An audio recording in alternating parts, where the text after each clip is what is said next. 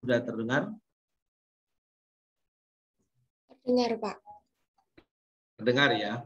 Baik, saya akan coba share screen berkaitan dengan materi sosialisasi hari ini.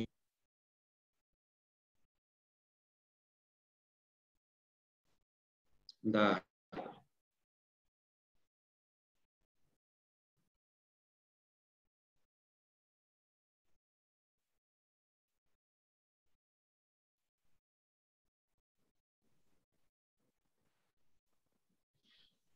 apakah sudah terlihat, saudara?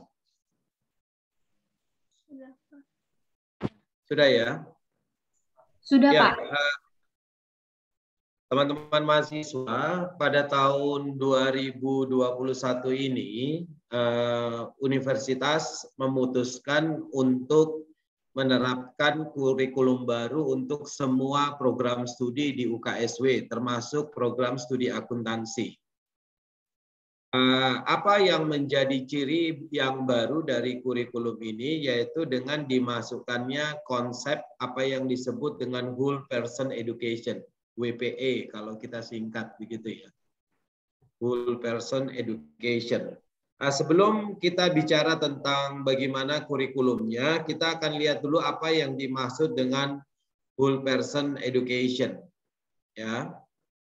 Jadi begini, tolong saudara lihat dulu pertama dasar hukumnya ya. Jadi ada beberapa dasar hukum, misalnya tentang peraturan akademik UKSW itu tahun 2016, kemudian di pasal, ada beberapa pasal di situ. Kemudian ada Permendikbud nomor 3 tahun 2020. Dan yang terakhir yang menjadi acuan kita adalah SK Rektor nomor 46, keputusan Rektor tahun 2021. Kita lihat dulu apa yang disebut dengan WPE. Ya. Ini kalau saudara baca itu cukup panjang, tetapi intinya begini, kalau kita bicara tentang whole person education, berarti kita akan membentuk satu kualitas lulusan yang dia paham atau memiliki wawasan terkait dengan bidang-bidang ilmu yang ada di sekitar kita. Ya.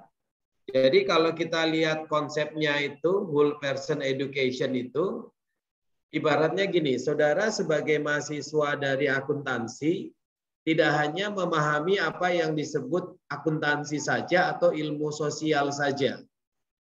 Tetapi saudara juga harus memahami apa yang ada di bidang-bidang ilmu yang lain. Seperti misalnya saudara harus sedikit memahami apa yang disebut dengan sains. Saudara harus memahami apa yang disebut dengan seni. Saudara harus memahami apa yang disebut dengan bahasa.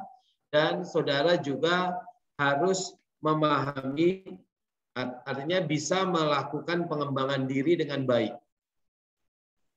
Jadi ibaratnya begini, kalau kita bicara whole person education itu adalah saudara tidak hanya bergelut dengan ilmu sosial, tetapi paling tidak beberapa keberadaan bidang-bidang ilmu yang lain itu saudara juga punya wawasan terkait dengan bidang-bidang ilmu yang lain. Kalau kita lihat, kenapa whole person education ini menjadi penekanan? Karena nampaknya ke depan lagi tidak ada ilmu murni yang akan bisa bertahan begitu, tanpa melakukan kolaborasi dengan bidang-bidang ilmu yang lain. Jadi ambil contoh begini, saudara di akuntansi, ya. Kemudian saudara nanti misalnya harapannya lulus, saudara akan menjadi lulusan akuntansi yang punya pemahaman tentang pelaporan keuangan. Nah, pelaporan keuangan itu kan berasal dari bisnis, tergantung bisnis yang dijalankan perusahaan. Misalnya kalau perusahaan itu bergerak di bidang minyak misalnya begitu. Nah, saudara kan juga harus punya wawasan kaitan dengan bagaimana sih usaha perminyakan itu. tidak murni kita akan bicara saja dalam konteks akuntansinya, tetapi ada kaitan dengan bidang-bidang ilmu yang lain. Nah, guna melengkapi hal itu, maka mulai tahun 2021 ini universitas menempatkan kurikulum yang baru ya untuk supaya saudara sebagai mahasiswa nanti punya kualitas, punya kompetensi yang tidak hanya bicara tentang akuntansi, tetapi juga bisa merambah ke bidang-bidang yang lain. Karena arahnya ke depan, universitas memprediksi bahwa tidak ada bidang ilmu yang akan berdiri secara mandiri, tetapi ada kolaborasi dengan bidang-bidang ilmu yang lain. Itu dasarnya sebetulnya.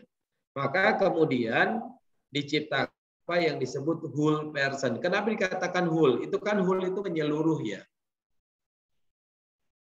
Kalau kita tidak hanya juga mengetahui bidang-bidang ilmu yang lain, bidang-bidang ilmu eksak, bidang-bidang ilmu seni, bidang-bidang ilmu budaya, dan sebagainya. Itu yang diharapkan melalui apa yang disebut dengan whole person education. Ya, saya kira bahannya kan sudah dibagikan, nanti bisa Anda baca. Saya akan mengutip saja beberapa hal yang nanti penting untuk saudara pelajari, pahami ya. Di samping masalah whole person education, sebetulnya di tahun 2021 juga ini sesuai dengan Permendikbud nomor 3 tahun 2020 yang diterbitkan, kita juga harus menerapkan apa yang disebut dengan MBKM, Merdeka Belajar Kampus Merdeka. Jadi Merdeka Belajar Kampus Merdeka. Apa yang disebut Merdeka Belajar Kampus Merdeka? Yaitu di dalam struktur kurikulum kita harus memberikan peluang kepada mahasiswa untuk mengembangkan kompetensi-kompetensi lain yang ingin dia sasar. Kalau kita lihat di MBKM itu kan, di MBKM itu kan ada ini,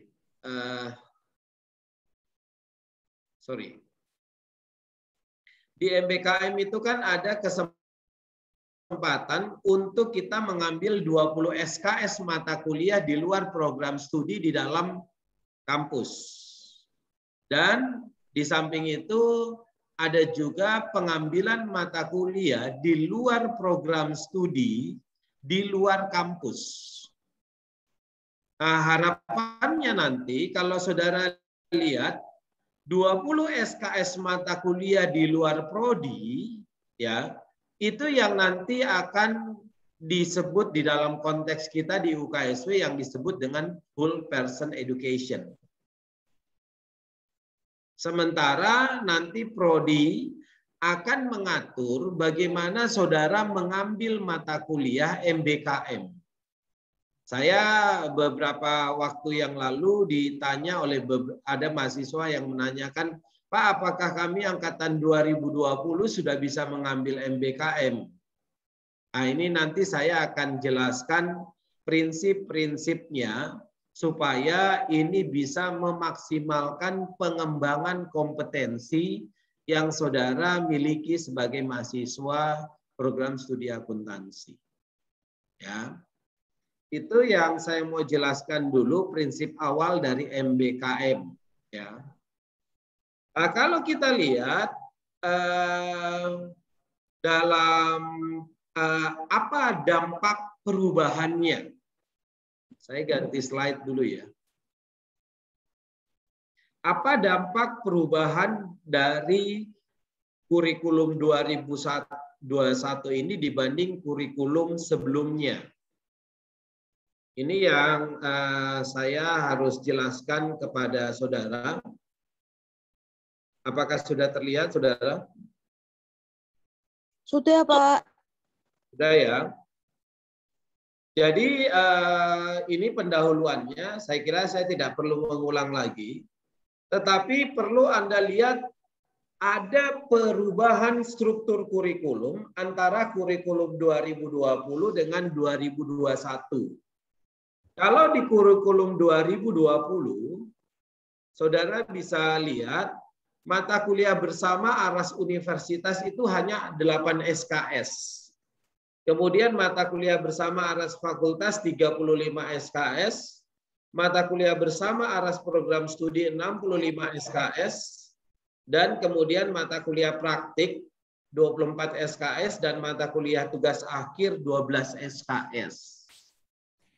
Nah, di kurikulum 2021 akan ada perubahan, yaitu yang pertama, mata kuliah bersama aras universitas tidak lagi 8 SKS tetapi menjadi 28 SKS. Jadi ada penambahan 20 SKS di aras universitas. Sementara di aras fakultas dan di aras program studi terjadi pengurangan SKS, yaitu di aras fakultas yang sebelumnya 35 SKS itu akan menjadi 25 SKS. Lalu di aras program studi dari 65 SKS akan menjadi 55 SKS. Totalnya sama, 144. Tetapi kemudian ada yang berbeda di sini. Yang berbeda kalau Anda lihat, pertama ini kita lihat di aras universitas. Di kurikulum 2020 itu hanya ada 4 mata kuliah, yaitu pendidikan agama Kristen, kemudian Pancasila, pendidikan kewarganegaraan, dan bahasa Indonesia. Masing-masing 2 SKS, totalnya 8 SKS. Tetapi di itu berjumlah 28. Kenapa 28? Karena ada beberapa penambahan. Kalau Anda lihat itu poin 5 ya. Ini dimulai di poin 5, yaitu adanya penambahan mata kuliah personality.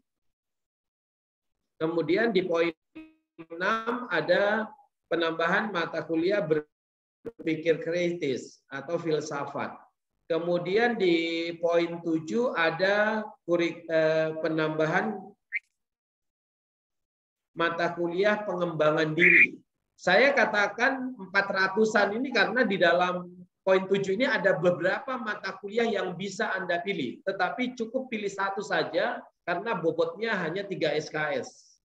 Kemudian di ilmu sosial itu ada beberapa mata kuliah juga, cukup pilih satu, bebas.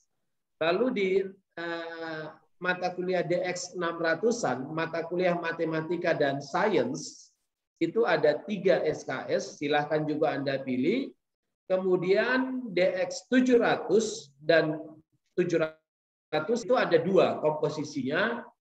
Yang bahasa itu bobotnya 3 SKS, sementara yang seni bobotnya 2 SKS. Nah, kita lihat dulu. Mata kuliah apa saja yang kemudian bisa dilihat. Kalau di DX 201 dan 301 itu hanya satu mata kuliah dan wajib Anda ambil di situ. Tidak ada pilihan. Tetapi mulai DX 400-an, DX 500-an, DX 600-an, DX 700-an itu ada pilihannya. Ya. Saya akan coba tampilkan bagi saudara pilihan apa saja yang bisa Anda pilih untuk mata kuliah aras universitas. Bentar ya.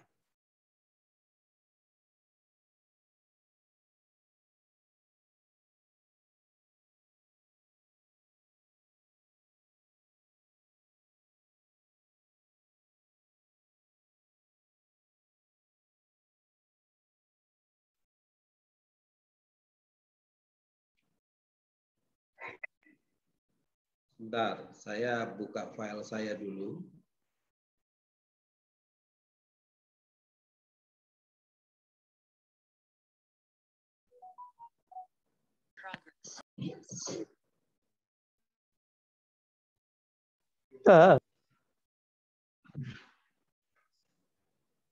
Ini kok nggak bisa kebuka ya?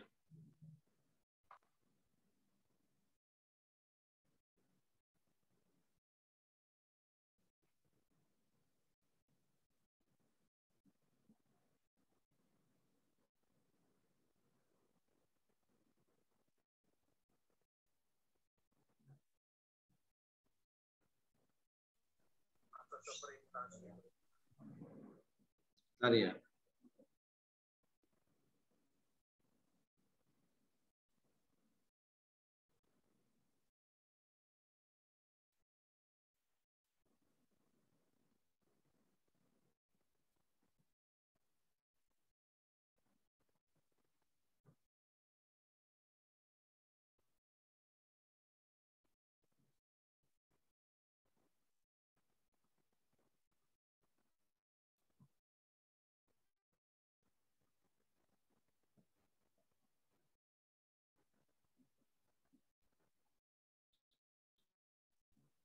Baik, saudara.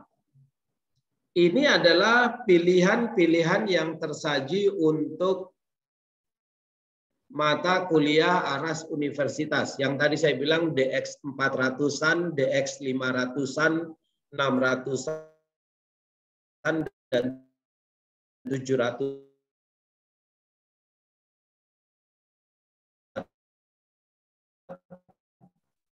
Jadi kalau saudara lihat di sini, kesehatan masyarakat, yang kedua DX 403 itu olahraga dan rekreasi, yang keempat manajemen dan kepemimpinan dan umum. Jadi seperti yang tadi saya sudah jelaskan sebelumnya, saudara hanya memilih satu dari 4 mata kuliah ini. Kemudian yang kedua, DX 500-an itu ditawarkan ada 501, 502, 503, dan 504. 4 mata kuliah juga. Yang pertama, Economic Activity, pengantar sejarah, pengantar antropologi, dan pengantar ilmu politik. Lalu di DX 600-an itu ada 4 juga, jadi 601 itu pengantar matematika, 602 ilmu lingkungan, 603 integrasi biologi, 604 pengantar kimia. 5, berarti yang DX 605 Physics in Everyday Life.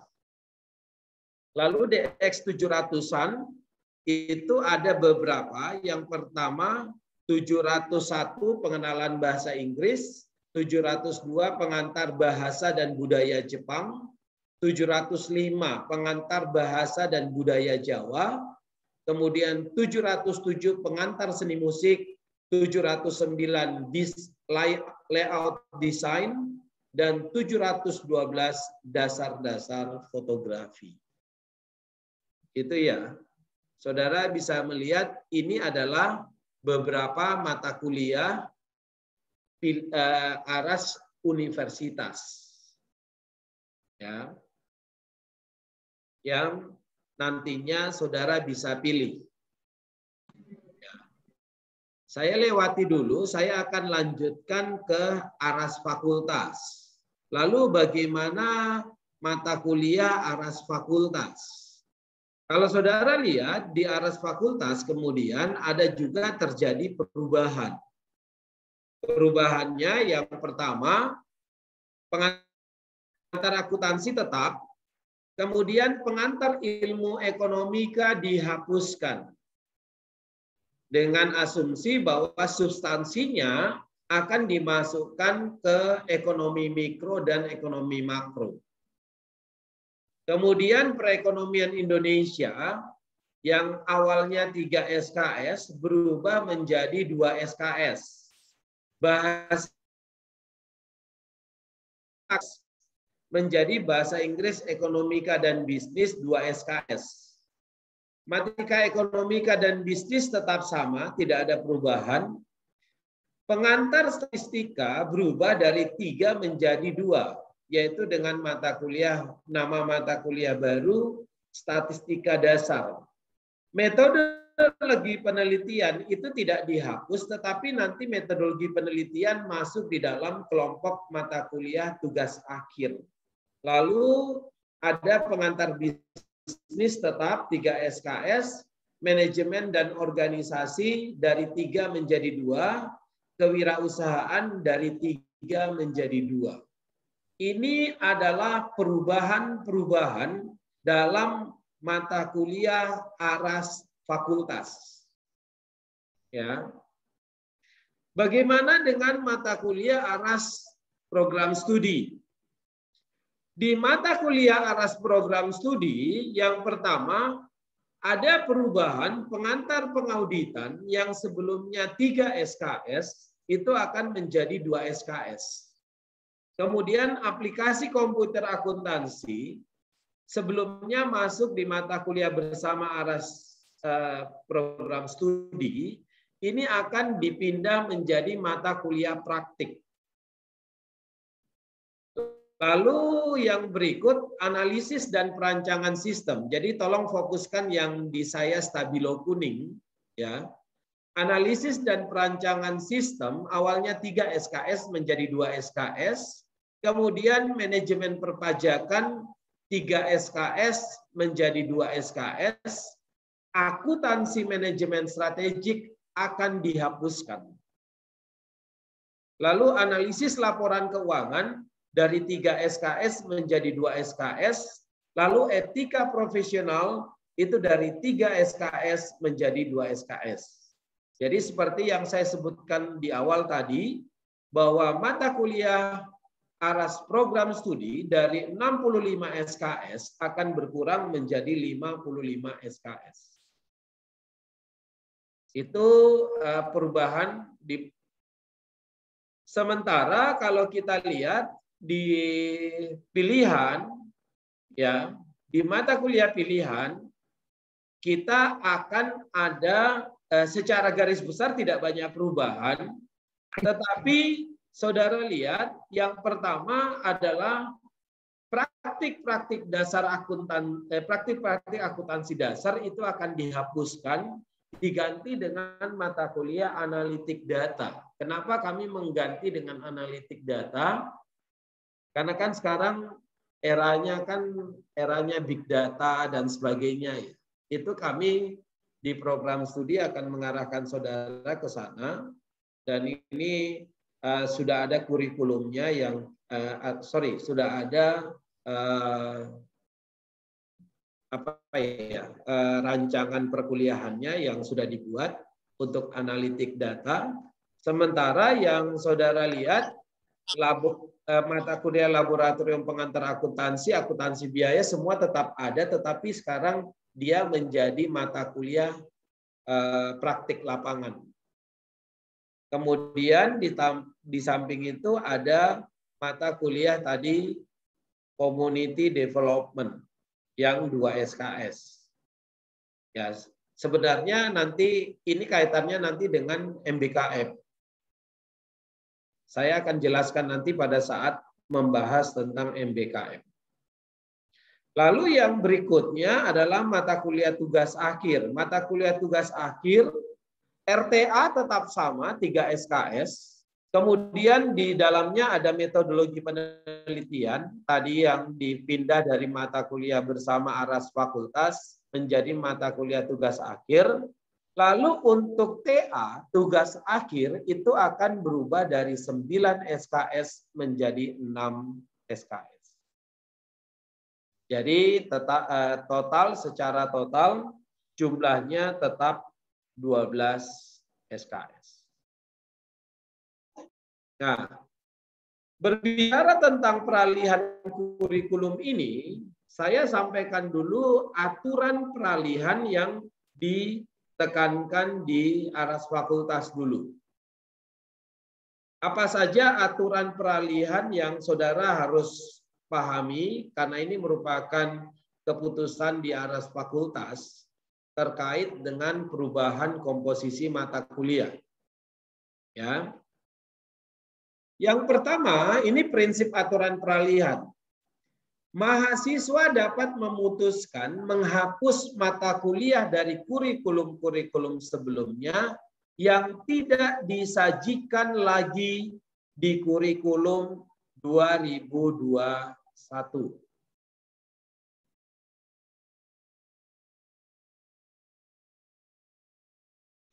Ya. Jadi kalau kita lihat di kurikulum 2021, yang pertama kan PIE itu sudah akan dihapuskan. Kemudian akuntansi manajemen strategik akan dihapuskan. Lalu praktik-praktik akuntansi dasar akan dihapuskan. Nah, untuk mata kuliah ini, saudara punya hak untuk menghapus. Jadi kalau saudara belum lulus, saudara bisa hapus. Artinya pernah mengambil tetapi belum lulus, saudara bisa menghapus. Tetapi kalau saudara yang sudah lulus, saudara bisa mempertahankan atau menghapus. Itu pilihan saudara. Yang jelas kalau saudara menghapus, saudara harus mencari gantinya supaya secara total tetap 144. Ya. Kemudian di situ dikatakan seluruh mata kuliah beserta SKS yang telah ditempuh pada kurikulum lama diakui sesuai dengan struktur.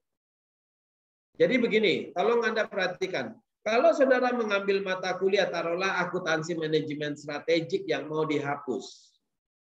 Dan itu dikatakan Anda sudah lulus.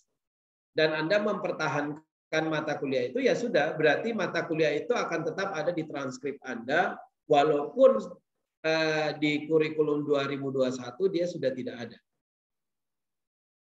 Ya.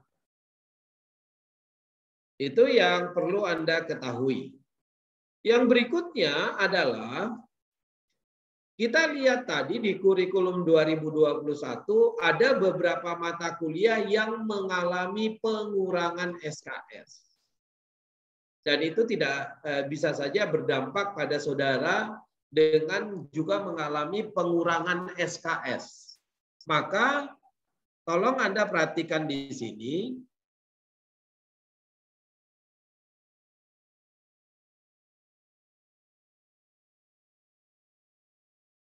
Saudara kurang untuk bisa mencapai 144 SKS, maka urutan pemenuhannya pertama dimulai dari Anda harus memenuhi dulu apa yang disebut mata kuliah PBMT. PBMT-nya wajib. Ya, Pasak Bumi Mutu yang 10 apa 11 mata kuliah itu. Kemudian yang kedua, mata kuliah wajib negara yang 8 SKS yang kurikulum lama. Dan yang berikutnya mata kuliah rancangan tugas akhir. Apabila poin A sampai C sudah terpenuhi dan SKS saudara masih tetap kurang, baru saudara bisa mencari memenuhinya dari mata kuliah penciri fakultas, mata kuliah penciri program studi, mata kuliah konsentrasi, tapi ini untuk hanya manajemen atau IE, kalau akuntansi kan tidak ada konsentrasinya ya. Dan mata kuliah praktik, serta yang paling akhir mata kuliah universitas yang 20 SKS yang baru ditambahkan itu. Jadi prioritasnya A sampai H ini menunjukkan prioritas pemenuhannya.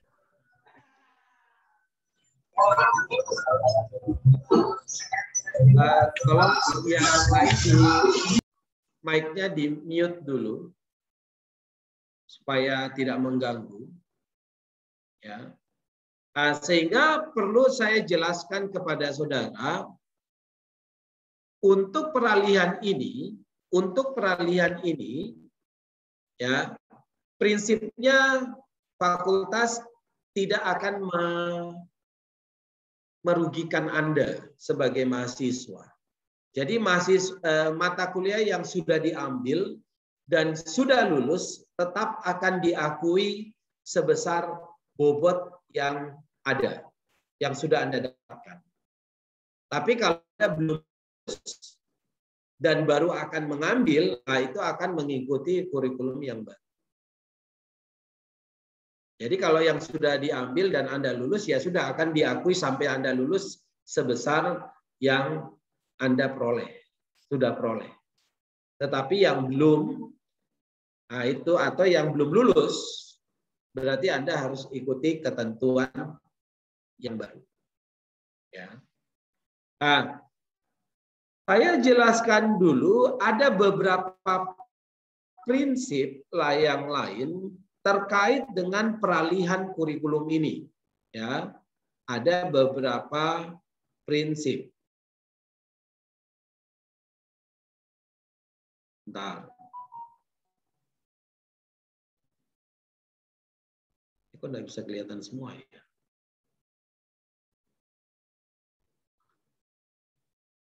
Ini, saudara. Jadi prinsip dasar, apakah sudah terlihat, saudara? Sudah, Pak. Jadi sudah, Pak.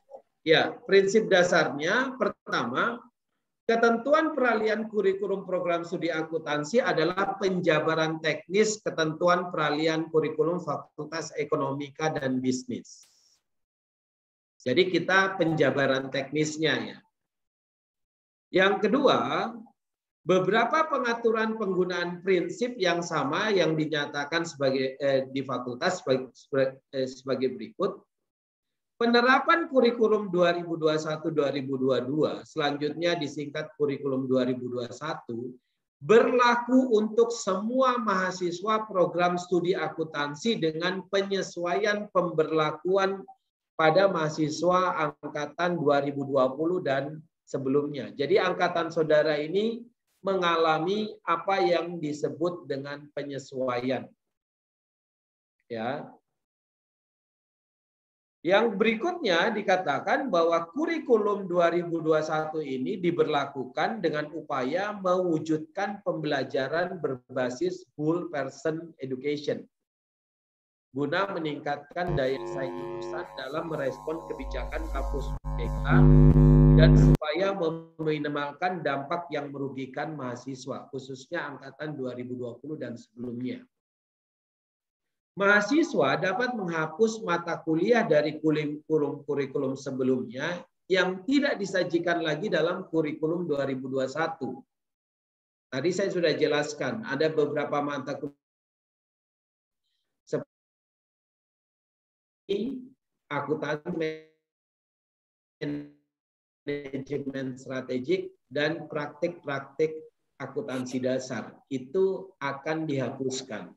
Ya. Yang berikutnya, pemberlakuan kurikulum 2021 memberikan pengakuan atas akumulasi seluruh mata kuliah yang telah diambil dengan status lulus. Jadi kalau saudara, tadi saya katakan, kalau saudara sudah lulus, ya sudah, Anda akan diakui mata kuliahnya, termasuk SKS yang lama. Jadi tidak akan dihapus. Nah, hanya bagi saudara yang belum lulus atau belum ambil, maka itu yang nanti akan terkena penghitungan SKS yang baru. Ya. Kemudian pengaturan lebih lanjut di poin D yang saya sebutkan di sini, mahasiswa yang pada akhir semester antara 2020-2021 kemarin ya telah memperoleh SKS 130 atau lebih dapat mengambil mata kuliah tugas akhir dengan kode lama yaitu 9 SKS. Jadi nanti Anda lihat ya di transkrip nilai saudara, apakah saudara sudah dapat 130 SKS atau belum? Kalau saudara belum dapat 130 SKS, berarti nanti kelulusan Anda menggunakan tugas akhir yang 6 SKS, bukan yang 9 SKS. Jadi, kenapa angka 130 ini dipilih? Karena apa?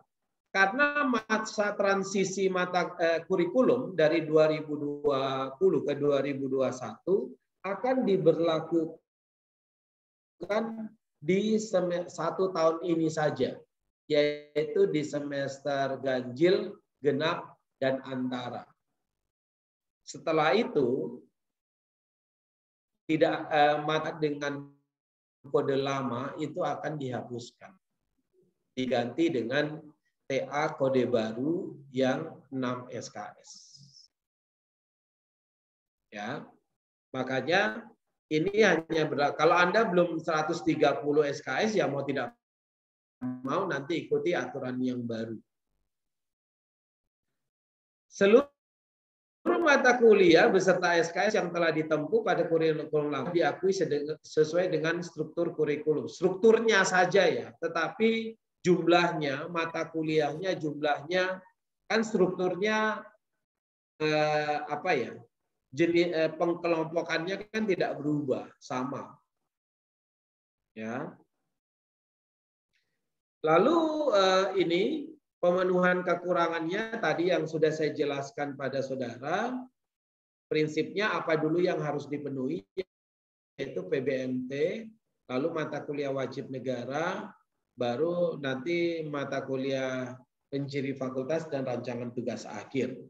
Lalu masa transisinya adalah 1 tahun ini, yaitu tahun akademik 2021-2022. Ya. Oke, sekarang kemudian kita akan lihat apa sih dampaknya bagi akuntansi secara khusus.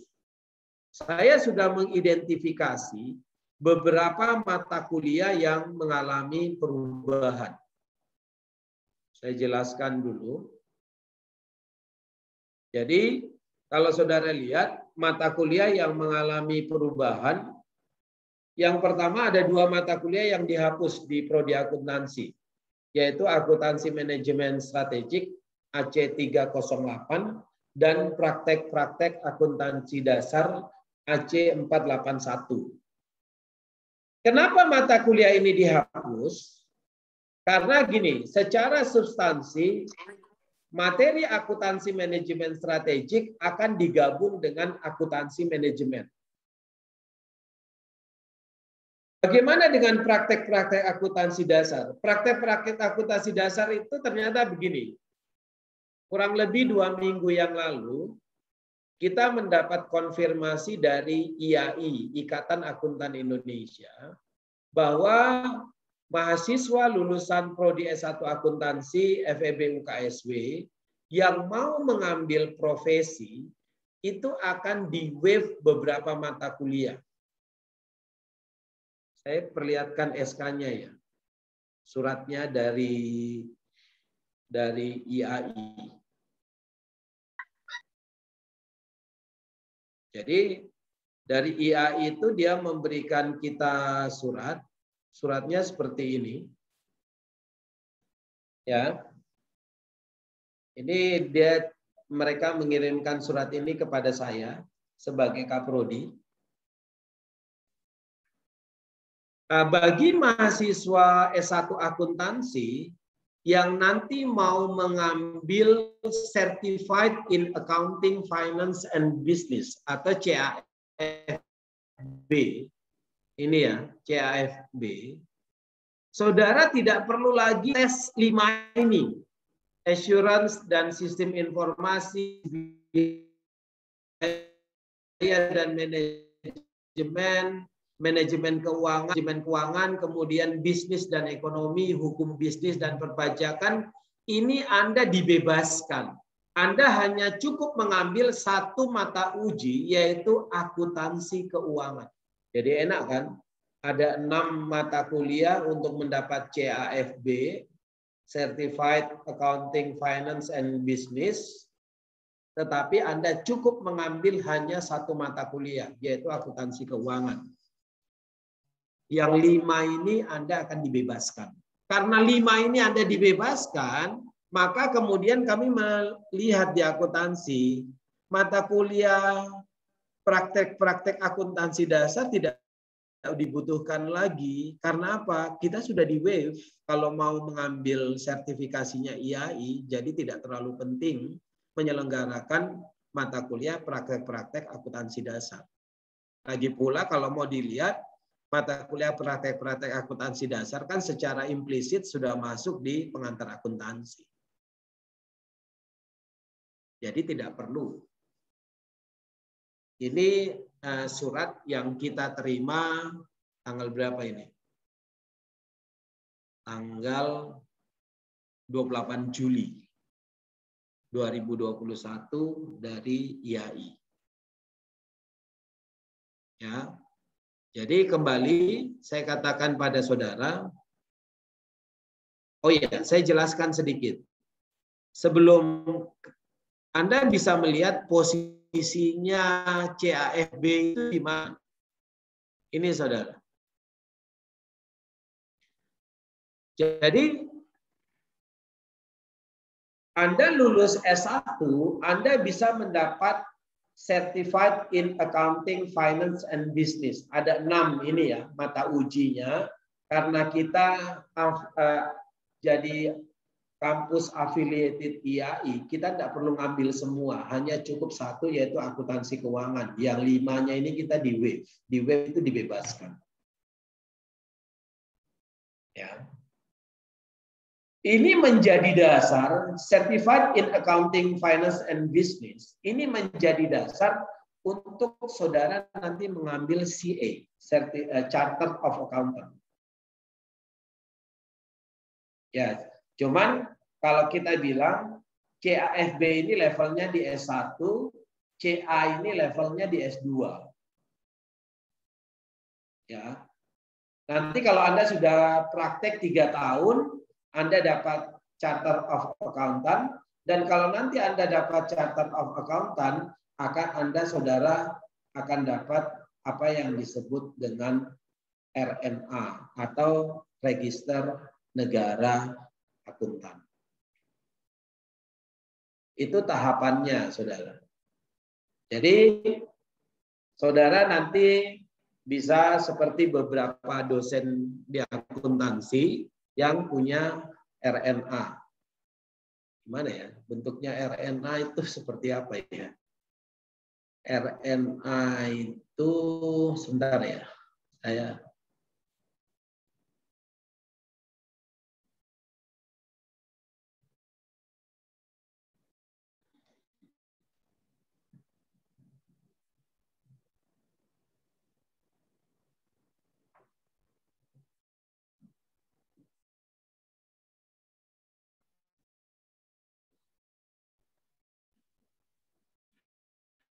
Jadi nanti kalau saudara bisa dapatkan sertifikasi itu,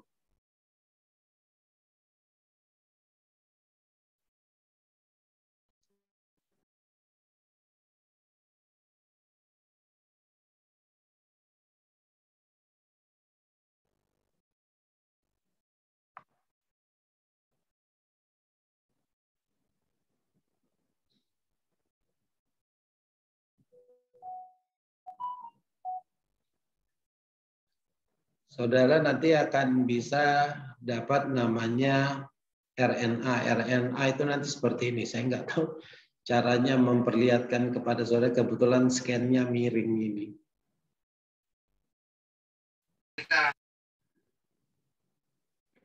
Ini RNA yang saya dapatkan, Register Negara Akuntan. Itu adalah register tertinggi di IAI. Cuman saya mau katakan pada saudara, RNA itu jadi begini. Saudara kira-kira apa sih manfaatnya RNA ya? Jadi saya jelaskan dulu saudara, saat ini sedang ada proses undang-undang akuntansi. Nantinya kalau saudara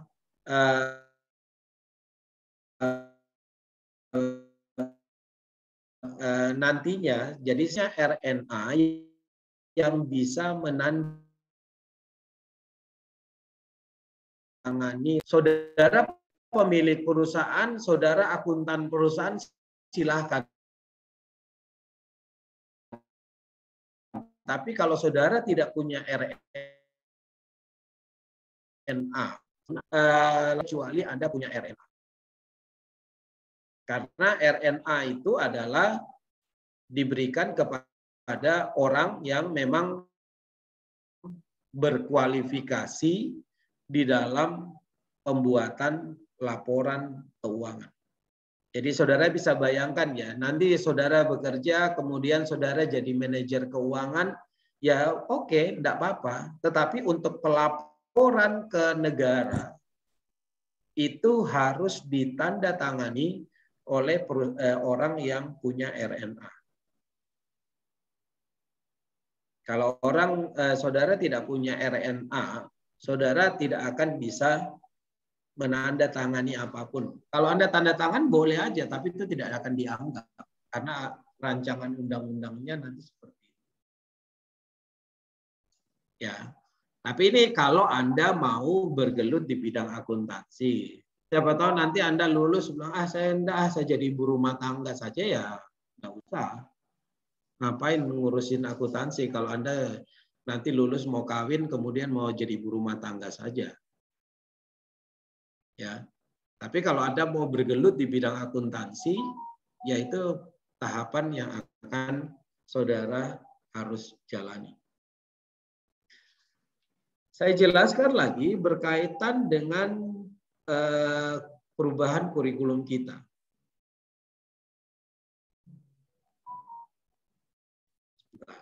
Ini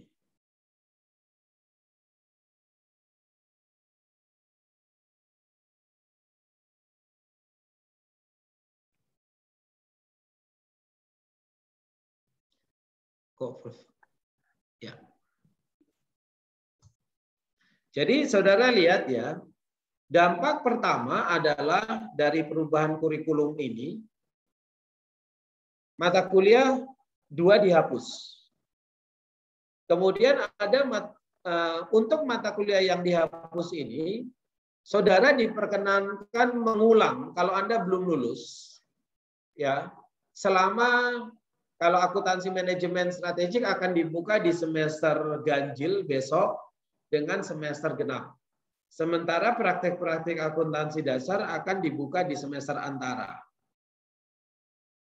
Ya. Kalau saudara tetap sudah ambil dan tidak lulus, ya sudah disarankan saudara menghapus karena di tahun 2022 nanti mata kuliah ini sudah tidak akan disajikan lagi. Ya, jadi itu 1 tahun ini adalah masa transisi. Yang kedua, mata kuliah yang SKS-nya berubah. Misalnya nanti ada pengantar pengauditan. Itu berubah 3 SKS menjadi 2 SKS. Analisis dan perancangan sistem 3 SKS jadi 2 SKS. Manajemen perpajakan 3 SKS jadi 2 SKS. Analisis laporan keuangan 3 SKS jadi 2 SKS. Etika profesional 3 SKS jadi 2 SKS. Bagaimana perlakuannya bagi saudara yang sudah mengambil dan lulus mata kuliah ini, maka akan diakui sebesar 3 SKS yang sudah pernah Anda ambil. Jadi misalnya Anda sudah mengambil pengantar pengauditan 3 SKS dan lulus, ya sudah, berarti Anda akan diperhitungkan 3 SKS sesuai dengan nilai yang saudara dapatkan. Misalnya saudara dapat A, ya sudah 3 dikalikan 4. Gitu ya. Nah, namun bagi saudara yang belum lulus, artinya sudah pernah mengambil tetapi belum lulus, atau belum sama sekali pernah mengambil, maka otomatis akan diperlakukan SKS yang baru, yaitu 2 SKS. Ini untuk mata kuliah yang berubah SKS-nya. Ya. Kemudian yang berikutnya, mata kuliah baru. Kebetulan mata kuliah baru kita itu ada di mata kuliah pilihan. Analitik data AC 397 dengan community development AC 480. Ini bisa diambil oleh siapapun. Ya. Dan kemudian perhatikan ada beberapa mata kuliah yang mengalami perubahan syarat pengambilan.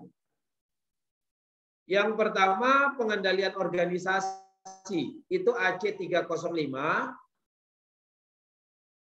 Prodi memutuskan syarat pengambilannya adalah saudara harus memperoleh 120 SKS. Kenapa ini menjadi catatan? Jadi tidak boleh mahasiswa yang belum mengambil 120 SKS mengambil mata kuliah pengendalian organisasi. Ini Anda kelewatan. Karena ini adalah mata kuliah akhir yang membutuhkan wawasan. Sehingga syaratnya saudara memperoleh 120 SKS dulu baru bisa mengambil mata kuliah ini. Yang kedua adalah metodologi penelitian. GE 330 syaratnya adalah 90 SKS. Kalau saudara belum mendapat 90 SKS, saudara tidak boleh mengambil metodologi penelitian. Dan yang ketiga, ekonomi Indonesia, ya, yang tadi perubahan dari perekonomian Indonesia, itu syaratnya adalah 85 SKS. Mata kuliah ini membutuhkan wawasan, membutuhkan kompetensi tertentu, sehingga tidak mungkin dibuka bagi mahasiswa baru. Atau maksudnya mahasiswa tahun pertama atau kedua. Paling tidak mahasiswa di tahun ketiga yang baru boleh mengambil mata kuliah ini. Ya. Kalau mata kuliah PBMT tetap sama.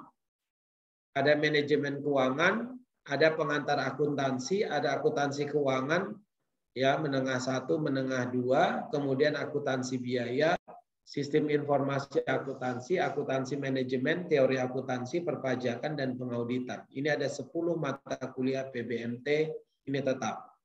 Yang perlu Anda ketahui, ya, nanti desainnya, Prodi akan membuka semua PBMT hanya di semester ganjil dan genap. Tidak ada pembukaan mata kuliah PBMT di semester antara. Ya, karena mata kuliah ini adalah mata kuliah pasang penentu profil lulusan kita di prodi akuntansi, maka ini yang akan dijaga prosesnya. Di semester antara kan itu kayak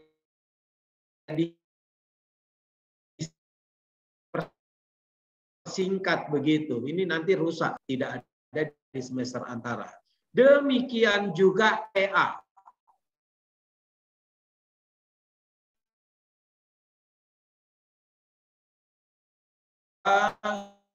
Semester antara ya mahasiswa agak belur juga. Karena harus membuat proposal dalam waktu hanya 2 bulan. Maka kita memutuskan untuk PBMT beberapa mata kuliah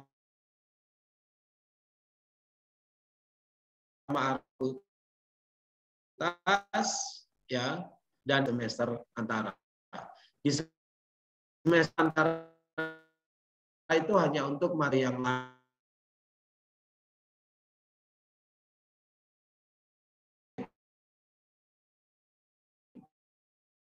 Tetapi bukan untuk mata kuliah core pertanyaan atau hal-hal yang mau kurang jelas.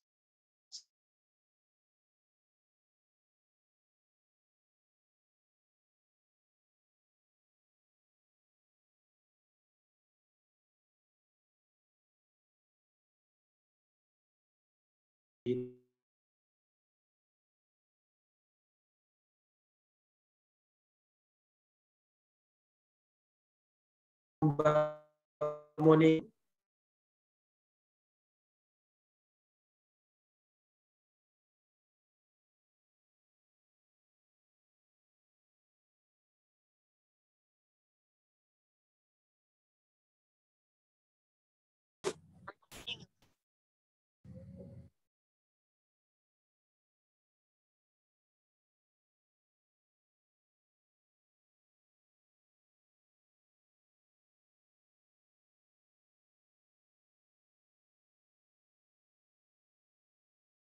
Maaf teman-teman, mungkin Pak Yofta ada kendala jaringan, jadi bisa kita tunggu sampai Pak Yofta balik lagi ke Zoom.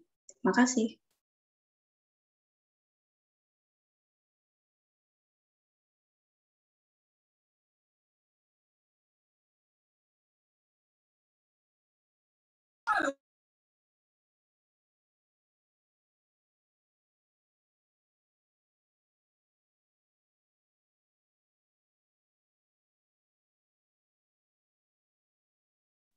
Mbak Monika, silakan. Oke, baik. Terima kasih Pak Yofta atas pemaparannya mengenai kurikulum Kampus Merdeka. Sebelum kita memasuki sesi tanya jawab, saya ingin menekankan beberapa informasi. Yang pertama, mahasiswa wajib mengisi formulir sudah dikirimkan bersamaan di tanggal 19 dan 20 Agustus, 9 mata kuliah. Dan terkait MBKM, mahasiswa yang hendak mengambil MBKM yang dikelola oleh pemerintah, mengikuti alur pengambilan program MBKM yang juga dikelola oleh pemerintah. Alur juga sudah dikirimkan ke mahasiswa melalui email. Selanjutnya, kita akan memasuki sesi tanya-jawab. Untuk sesi tanya-jawab ini akan dibagi 3 termin, dengan masing-masing termin berisikan 3 pertanyaan.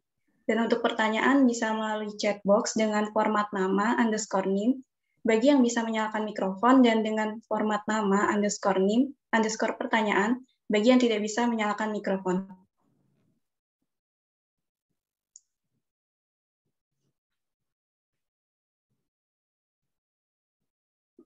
Baik, termin 1 sudah dibuka. Bagi teman-teman yang ingin mengajukan pertanyaan, bisa langsung bertanya melalui chat box.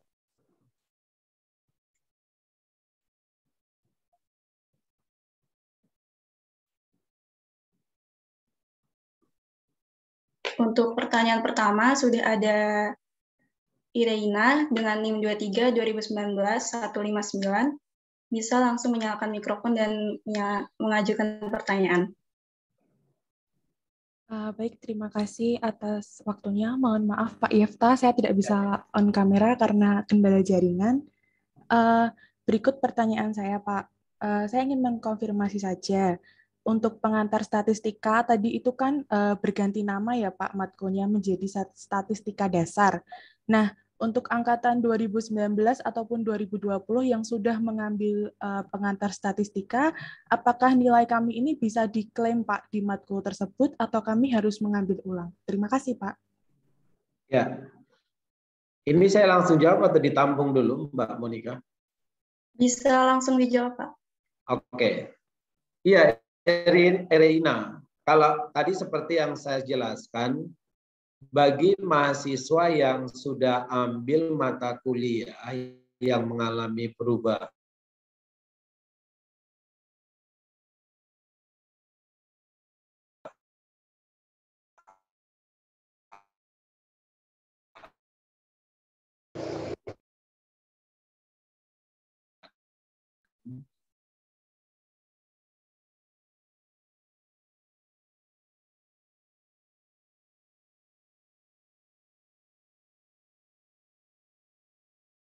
Jadi kalau sudah ambil dan lulus,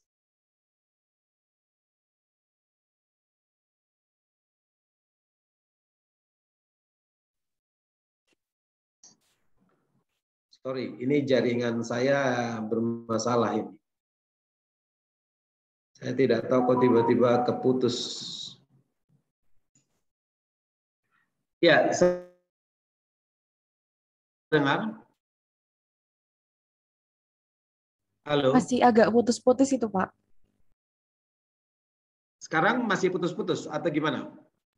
Sudah lancar, Pak. Sudah aman, Pak. Ya, jadi Erina, nilai Anda yang Anda sudah dapatkan di statistika,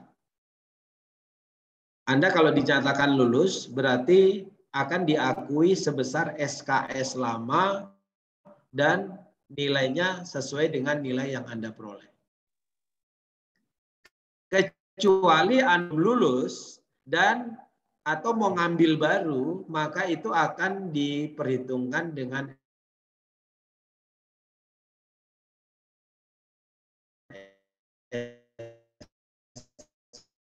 SKS yang baru.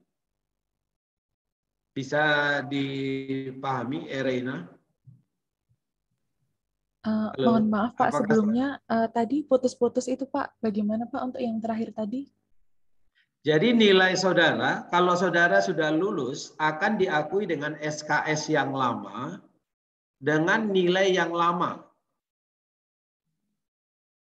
Yang Anda sudah peroleh. Jadi misalnya Anda waktu itu mengambil pengantar statistika 3 SKS dengan nilai B, misalnya begitu. Ya sudah, nanti itu kan Anda sudah lulus. Kalau sudah lulus, berarti nilainya apa? SKS-nya 3, nilainya B, itu akan tetap diakui. Tapi bagi saudara yang belum lulus, kemudian belum mengambil, maka akan diperhitungkan dengan SKS baru. 2 SKS.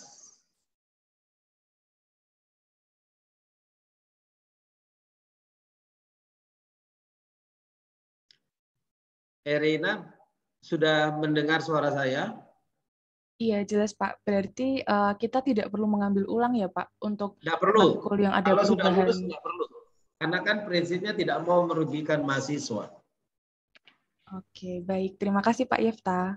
Ya.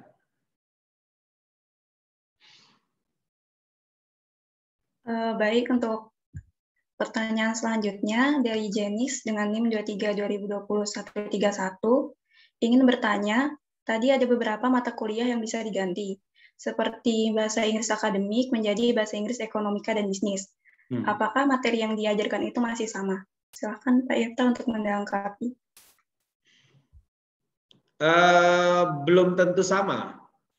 Tetapi mungkin sebagian besar masih sama, tetapi karena namanya ada pengurangan SKS ya. Kalau ada pengurangan SKS kan pasti ada penyesuaian bobot begitu ya. Ya, itu kenapa kita mengurangi itu karena memang mungkin ada beberapa mata kuliah yang lain yang bisa membackup mata kuliah itu. Saya ambil contoh begini. Ketika kita bicara tadi misalnya pengantar ilmu ekonomi kan dihapus. Kemudian tadi apa yang ditanyakan mata kuliah apa? Bahasa Inggris. Bahasa Inggris. Ya, bahasa Inggris memang dikurangi, tetapi di mata kuliah umum yang disajikan oleh universitas kan juga ada bahasa Inggris. Jadi apa yang ini supaya tidak overlap saja, apa yang sudah nanti disajikan di mata kuliah lain, harapannya tidak diulang lagi di mata kuliah itu. Jadi bisa saja substansinya agak berbeda. Tetapi kalau berbeda 100% mungkin enggak juga ya. Tetapi ya pasti ada penyesuaian di dalamnya. Itu yang bisa saya katakan. Baik, terima kasih Pak Yefta atas tanggapannya. Untuk pertanyaan selanjutnya dari Natalia Kristanti dengan NIM 23/2020-062. Ingin bertanya, untuk bahan acuan mengambil mata kuliah biasanya menggunakan Galir. Apakah ada perubahan Galir untuk kurikulum yang baru? Silakan Pak. Ada. Jadi ini saya coba share ya daftar alirnya. Ini mata kuliah kurikulum yang baru.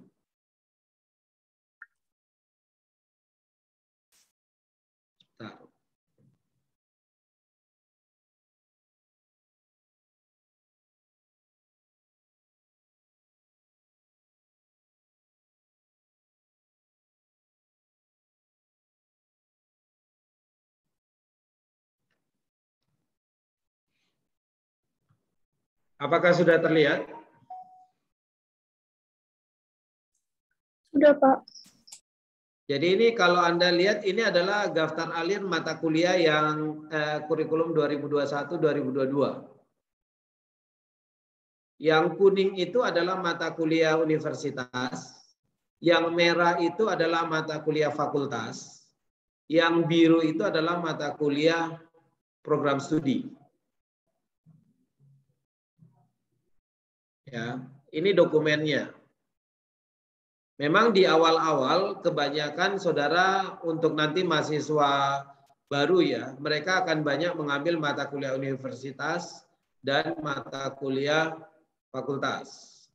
Tetapi nanti seiring dengan perjalanannya, baru nanti akan lebih banyak mata kuliah program studi dibanding mata kuliah fakultas maupun universitas. Jadi universitas dan fakultas itu diharapkan diselesaikan di awal-awal, kemudian baru ke mata kuliah program studi.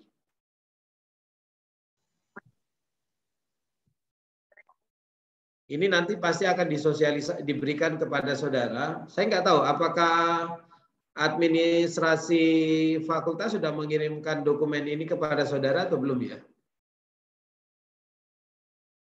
Karena saya sudah menyerahkan dokumen ini kepada sekretaris fakultas, harusnya nanti ini saudara dapatkan file ini. Jadi kalau dilihat di daftar alir ini, di semester 1 itu hanya ada satu mata kuliah prodi, yaitu pengantar akuntansi saja. Semester 2 baru akuntansi keuangan menengah 1 dan akuntansi biaya. Yang lain belum ada. Tapi nanti seiring ke belakang tahun kedua, ketiga, itu nanti akan banyak mata kuliah program studi.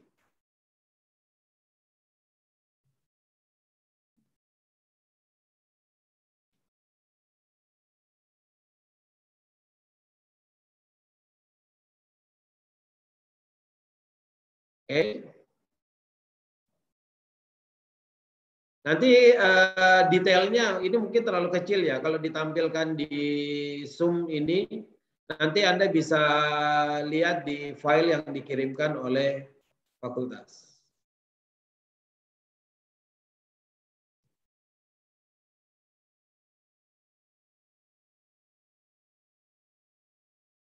Baik, terima kasih atas tanggapannya Pak Yefta. Untuk pertanyaan selanjutnya dari Edita dengan NIM 23-2020-007. Untuk mata kuliah kewirausahaan di kurikulum 2020 dibuka di semester genap tahun kedua. Dan mata kuliah agama di kurikulum 2020 dibuka di semester antara tahun kedua. Sedangkan di kurikulum 2021, mata kuliah kewirausahaan dibuka di semester antara tahun pertama. Dan mata kuliah agama dibuka di semester genap tahun pertama. Apakah saya boleh mengambil mata kuliah ini di semester genap dan antara tahun 2021 dan 2022? Ya, boleh. Jadi begini, Edita. Problemnya adalah dengan tambahan 20 SKS dari universitas, universitas meminta itu diprioritaskan di semester awal, di angkatan-angkatan awal, di semester awal. Jadi kalau Anda lihat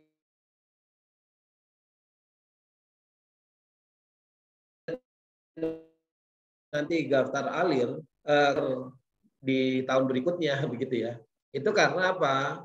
Karena mereka mau memprioritaskan dulu yang 20 SKS tambahan yang WP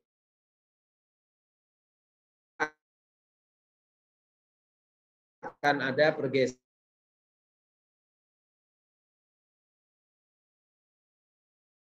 Berarti Anda sudah di tahun kedua, silakan aja diambil, enggak ada masalah.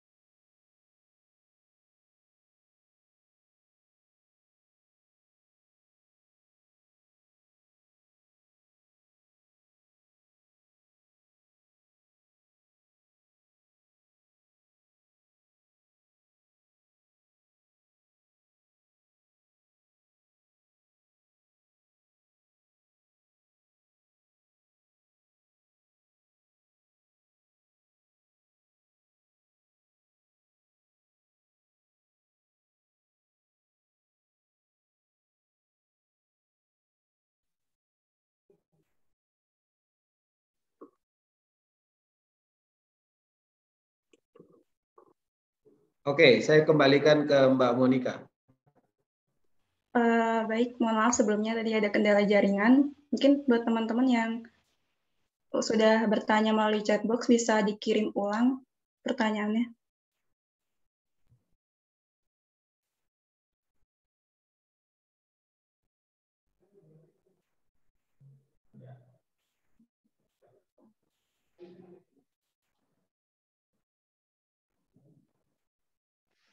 Ini yang saya baca punya Jenis. Apakah ini yang pertanyaan berikutnya atau gimana? Iya Pak, pertanyaan berikutnya. Oke, di pertanyaannya Jenis ini kan dikatakan saya mau bertanya lagi Pak. Untuk SKS kurikulum lama itu kan ada yang memiliki bobot 3, sedangkan yang kurikulum baru menjadi 2 SKS. Berarti kan ada kelebihan satu Pak. Itu bagaimana Pak? Soalnya banyak mata kuliah yang dikurangin SKS-nya Pak. Pasti akan ada beberapa mata kuliah yang kita tidak ambil Pak. Ya, Jenis.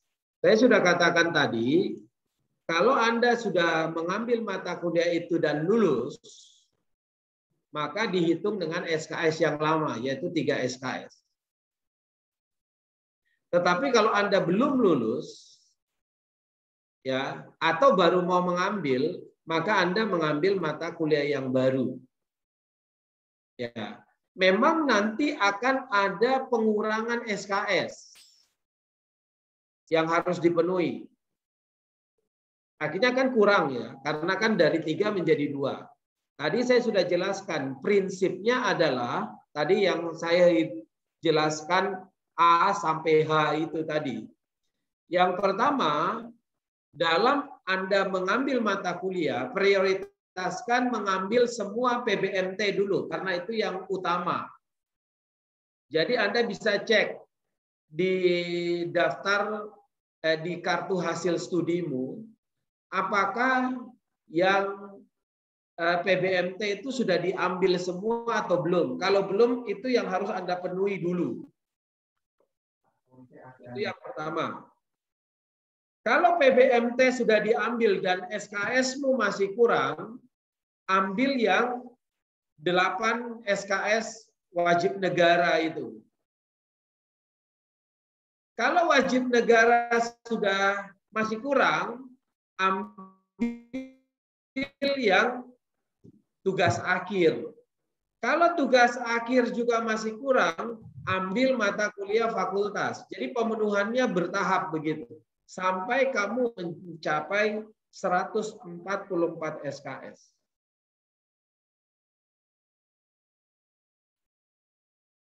Jadi nanti semua mahasiswa dengan penyesuaian ini harus melihat apa yang sudah dicapai, apa yang belum. Intinya, saudara harus sampai 144 SKS untuk bisa lulus. Jadi misalnya Anda angkatan 2000, oh sampai tahun pertama kemarin itu saya baru dapat taruhlah 36 SKS. Ya sudah, 144 kurang 36, itu kan berarti 108. Itu yang Anda harus kejar di tahun-tahun ke depan. Kalau Anda angkatan 2019, Anda mengatakan, oh saya sudah dapat sekitar 75 SKS. Separuh kan, karena sudah tahun kedua. Ya, 144 kurang 75. Berapa itu? 144 kurang 75 berarti kurang lebih 69 SKS. Itu berarti 69 SKS yang Anda harus kejar di tahun-tahun ke depan.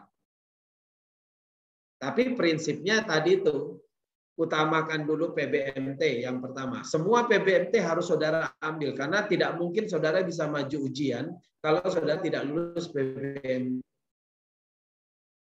Kemudian yang kedua, wajib negara yang 8, bukan yang 28 ya, yang 8, yang agama,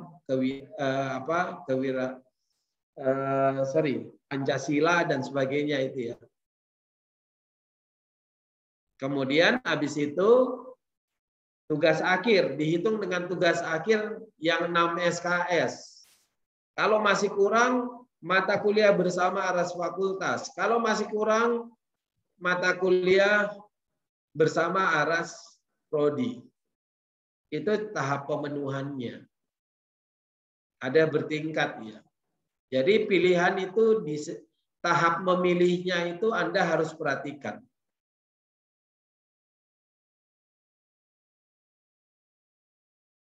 Begitu yang bisa saya jawab. Baik, terima kasih atas jawabannya.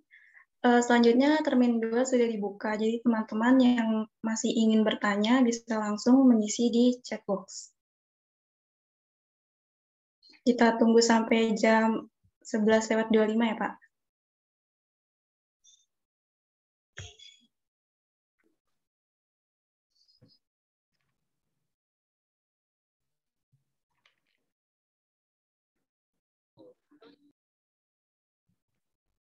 Atau tidak usah di chat, kalau Anda mau ngomong sampaikan aja langsung.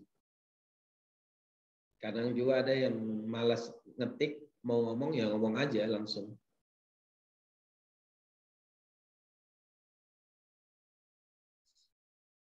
Baik, untuk Marcel dengan NIM 23/2019-024 bisa langsung menyalakan mikrofon.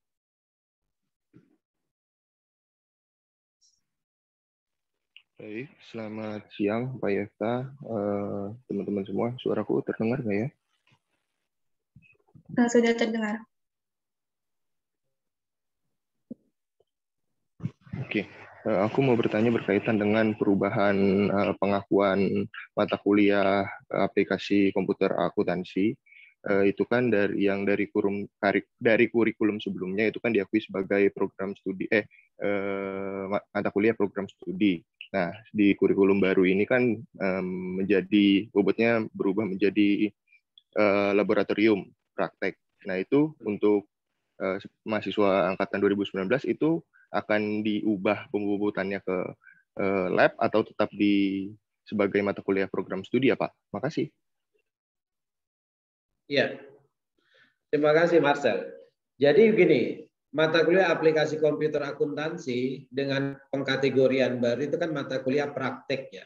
Menurut kurikulum kita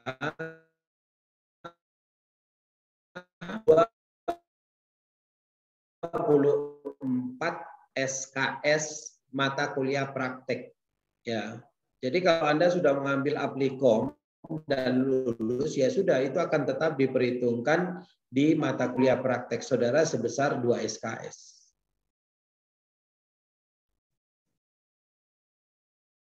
Kecuali kalau Anda belum lulus atau baru mau ngambil, ini yang harus Anda perhatikan.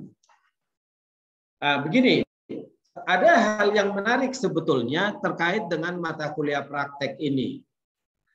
Kalau saudara cermati MBKM, ya, Merdeka Belajar Kampus Merdeka, sebenarnya kan ada beberapa pilihan.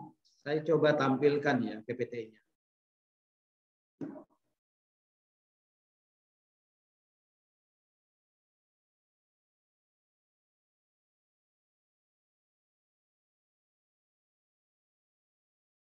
Apakah sudah terlihat? Sudah terlihat, Pak. Jadi ini MBKM.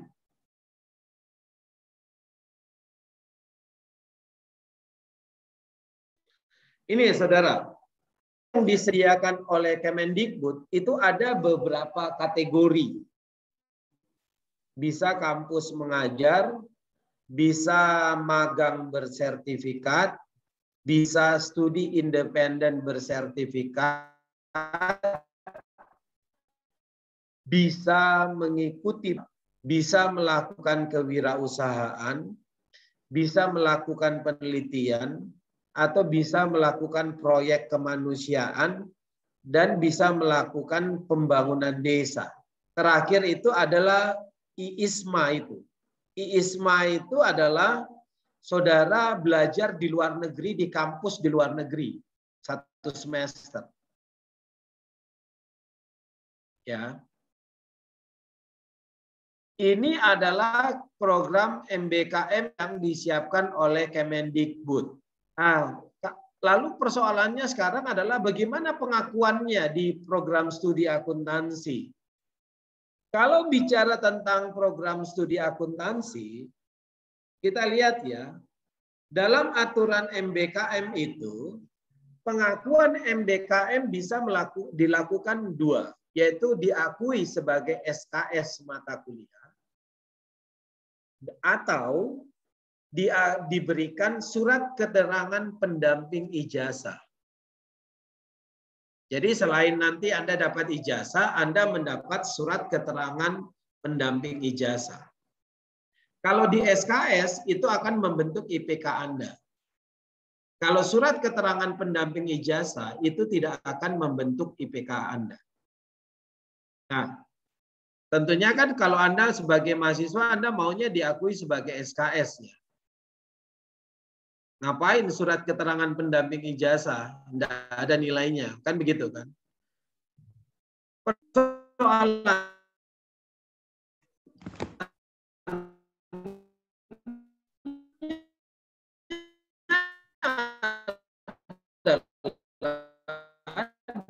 dengan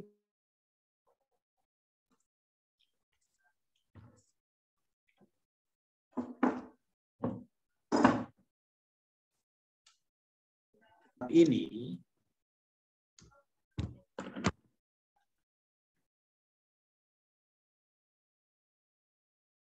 ya,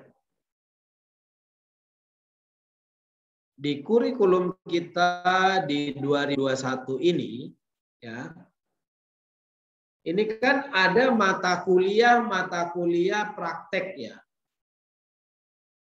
Anda lihat mata kuliah praktek itu 1 sampai dengan 5 itu sudah jadi mata kuliah praktek wajib. Mata kuliah lapangan wajib, yaitu pengantar akuntansi, akuntansi biaya, perpajakan, pengauditan, dan aplikasi komputer akuntansi. Ini totalnya adalah 8 SKS.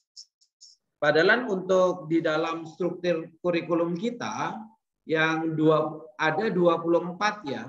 Ini kalau Anda lihat ada mata kuliah praktek atau kuliah kerja lapangan 24. Kalau dikurangi dengan 8 yang wajib, berarti kan hanya slotnya tinggal 16. Tetapi saya sudah berkoordinasi dengan teman-teman di dosen di prodi akuntansi, kita bisa akui maksimum 20 SKS.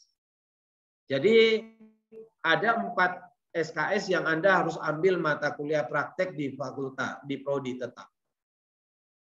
20 SKS ini yang bisa maksimal. Jadi kalau kembali tadi pada yang saya tampilkan pada saudara, kalau dengan demikian ada pembatasan yang bisa diakui, maka dengan MBKM yang pilihannya 9 tadi itu, kan kalau kita lihat yang MBKM itu kan kalau Anda lihat di sini bisa 9 tuh pilihannya. Bisa 9 ini ya.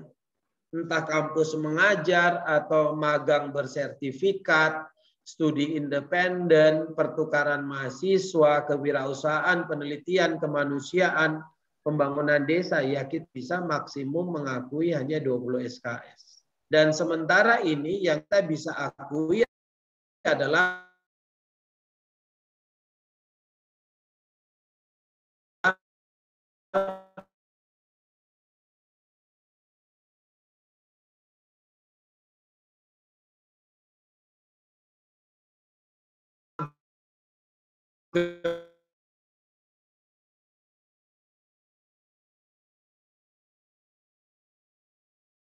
karena 10 SKS dari universitas, kita tidak mau profil lulusan kita rusak.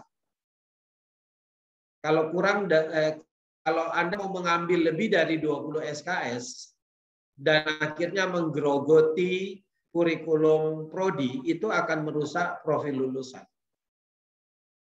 Maka untuk kampus Merdeka ini yang kita akui, yang sudah bisa kita akui adalah magang bersertifikat karena itu sesuai dengan profil lulusan kita. Anda misalnya nanti mau mengatakan, oh saya mau bikin proyek kewirausahaan, monggo silahkan. Tetapi maksimum yang bisa kita akui adalah 20 SKS. Kelebihan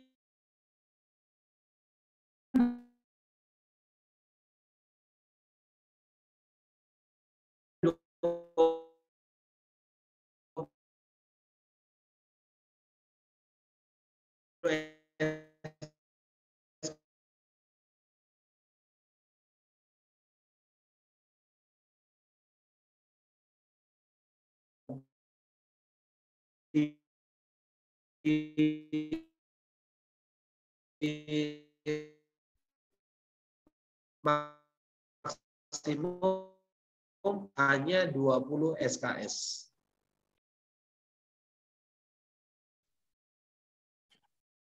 Yang baru kita adalah magang. Anda bilang bagaimana dengan kampus mengajar? Ya, silahkan, tetapi nanti akan diakui sebagai sertifikat pendamping.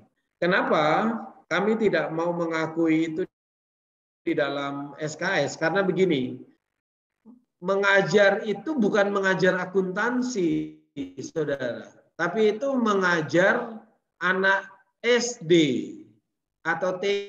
Terus apa kaitannya dengan akuntansi? Kan kita punya profil lulusan yang harus dibentuk. Makanya sampai sekarang teman-teman di prodi akuntansi belum memutuskan itu akan diakui sebagai SKS. Karena yang diajar itu adalah SD atau SMP yang tidak ada kaitannya dengan akuntansi. Nah, kalau magang itu kan memang kita harapkan Anda magang ya memang kaitannya dengan bidang akuntansi. Mengenal industri, mengenal perusahaan, kan begitu. Itu masih bisa kita akui. Tetapi kalau kampus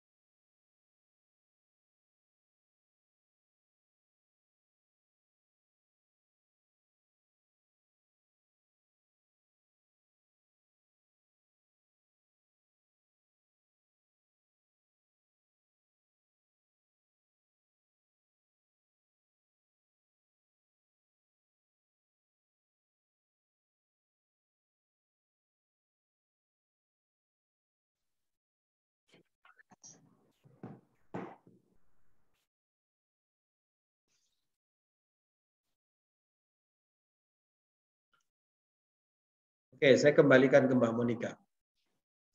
Oke, untuk pertanyaan selanjutnya dari Juliana dengan NIM 23/2020-707.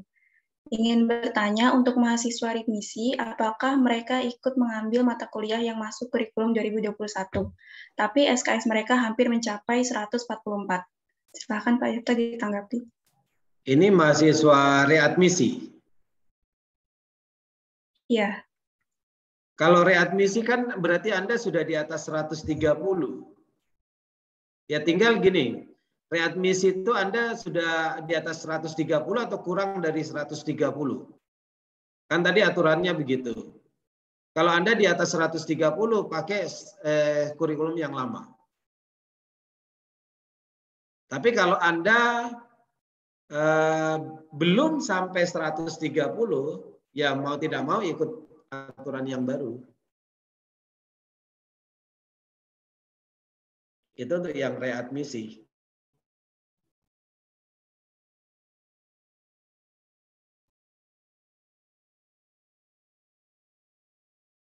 Bisa dipahami?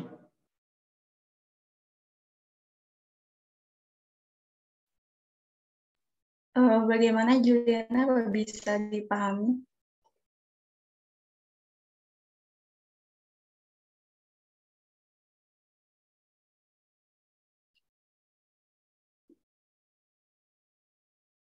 Oke, langsung saja kita ke termin 3. Sudah ada pertanyaan dari Denis Dwi Putra dengan NIM 23/2020-1. Bisa langsung menyalakan mikrofon dan mengajukan pertanyaan. Selamat siang Pak Yifta. Ya. Pak, saya kan sudah mengambil 139 SKS. Ya. Kalau untuk mencapai 144 kan cuman kurang TA aja Pak. Ya. Tapi dalam mata kuliah praktek itu kan syaratnya harus 24 SKS. Nah, sedangkan saya cuman baru ngambil 14 SKS Pak. Itu harus melengkapi mata kuliah praktek dulu atau cuman langsung ambil TA aja Pak? Terima kasih. Tunggu dulu, kok bisa 139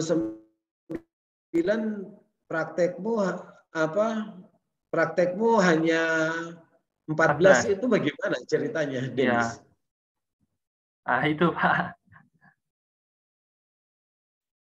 Apa kamu kebanyakan ngambil mata kuliah yang lain, yang di luar fakultas atau yang di fakultas? Iya, mungkin kayaknya gitu Pak. Kalau yang saya pahami, kamu tetap harus memenuhi yang praktek. Karena berarti itu harus kurang 10 kan? Iya, kurang 10 Pak. Jadi menurut saya gini, lebih baik kamu fokuskan di semester ganjil ini ambil yang praktek 10 itu supaya memenuhi 24. Kemudian habis itu yang TA diambil di semester genap. Karena masih masa toleransinya kan 1 tahun ya. Ya Pak. Terima kasih Pak. Ya. Baik, untuk pertanyaan selanjutnya, teman-teman masih bisa mengisi chatbox untuk menanyakan terkait kurikulum Kampus Merdeka. Kita tunggu sampai jam 11:43 ya Pak? Oke.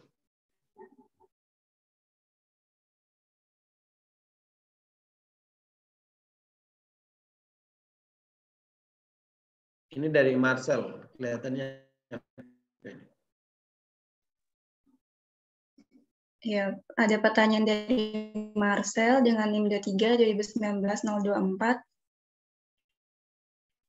Izin mengkonfirmasi benar saya sebelumnya. Jadi jika lulus, nanti bobot 2 SKS itu berubah menjadi pemenuhan bobot mata kuliah praktik, bukan mata kuliah prodi lagi. Bagaimana Pak Yefta tanggapannya?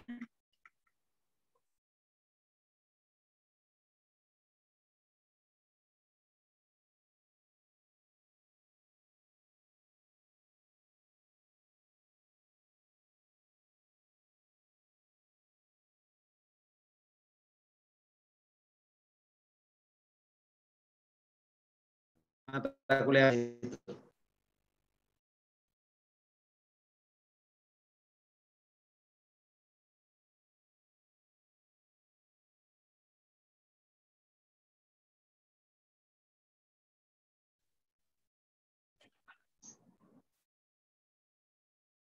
Ya, suara saya sudah terdengar?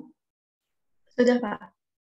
Jadi yang 2 SKS itu akan diakui sebagai mata kuliah praktek dari 24 SKS yang harus Anda ambil secara keseluruhan. Jadi saudara tinggal mengejar lagi yang 22 SKS. Gitu.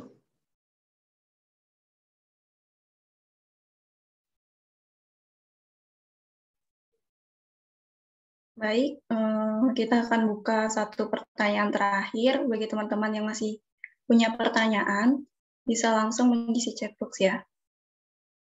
Kita tunggu sampai jam 11.45 ya Pak. Jika sudah tidak ada pertanyaan, bisa kita tutup sesi tanya jawabnya.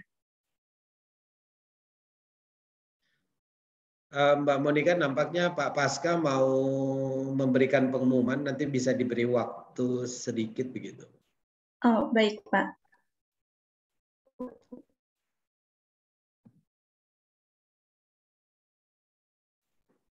Oke, ada pertanyaan yang lain?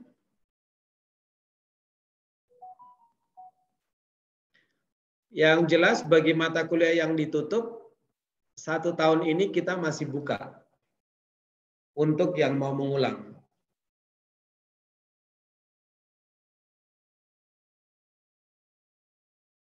Tapi hanya dibatasi 1 tahun ini. Kalau nanti sampai batas akhirnya Anda juga tetap tidak lulus, ya sudah, diminta dihapus. Anda mengganti mata kuliah yang lain.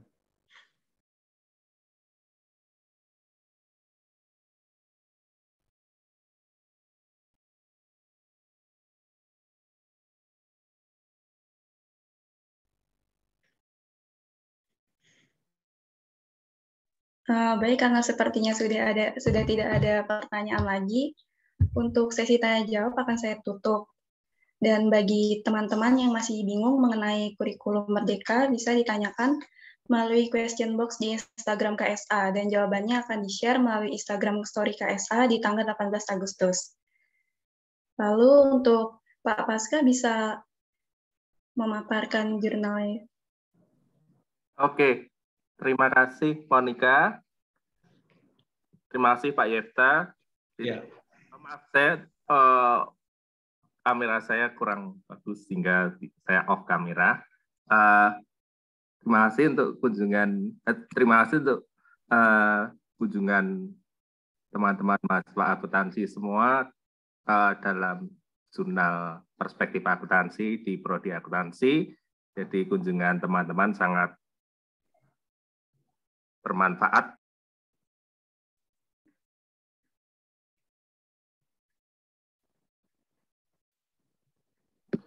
Oke. Terima kasih untuk kunjungan teman-teman semua pada jurnal Prodi Akuntansi yang itu akan dapat meningkatkan kunjungan dan rating dari jurnal Prodi Akuntansi. Kemudian saya juga sudah share kegiatan dari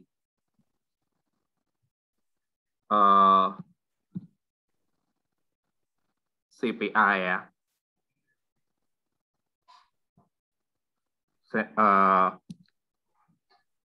Center for Public Accountability di email masing-masing. Jadi kegiatan webinar dari Prodi Akuntansi pada 27 Agustus yang bila saudara-saudara berminat, saudara-saudara dapat mendaftar pada link yang telah disampaikan melalui email. Terima kasih Monica. Terima kasih Pak Yefta atas waktu yang diberikan. Baik, terima kasih informasinya Pak Pasca. Selanjutnya, karena kita sudah di penghujung acara, sebelum menutup sosialisasi siang hari ini, akan ada dokumentasi. Silakan kepada Lisa untuk mendokumentasikan acara siang hari ini.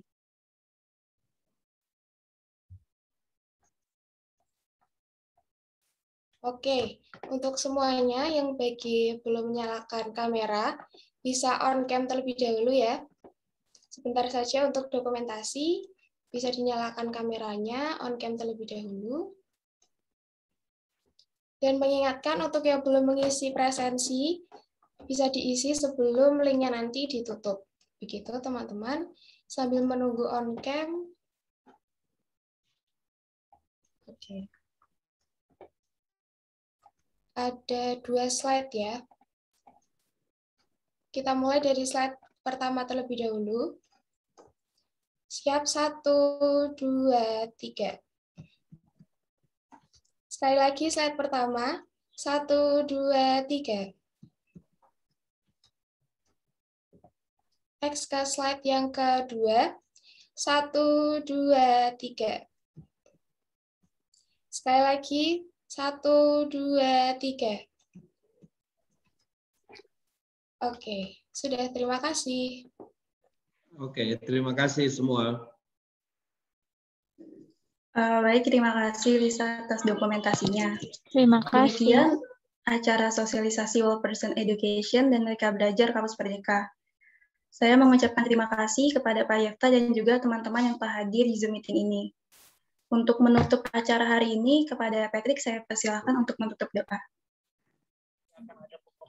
Baik, teman-teman sekalian dan Pak Yefta, mari kita tutup acara sosialisasi pada pagi hari ini dengan doa penutup. Doa saya akan pimpin dengan iman Kristiani. Yang lain bisa mengikuti. Ya Tuhan, terima kasih Engkau telah mengantarkan kami pada penghujung acara pada acara ini ya Tuhan.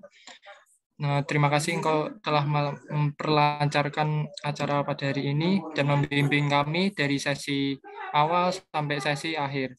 Terima kasih Engkau atas karunia-Mu. Tuhan memberkati kami. Amin.